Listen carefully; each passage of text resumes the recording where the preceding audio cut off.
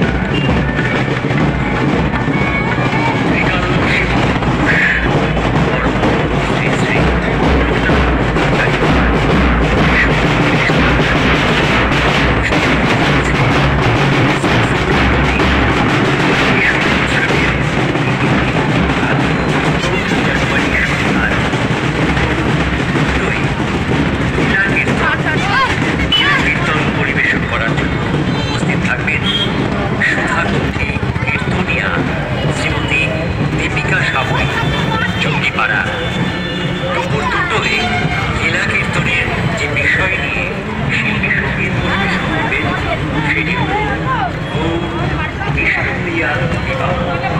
4 জানুয়ারি শনিবার রাত্রি 8টায় এই মঞ্চে উপস্থিত থাকবে আমাদের পূর্ণিমা শ্রেষ্ঠা।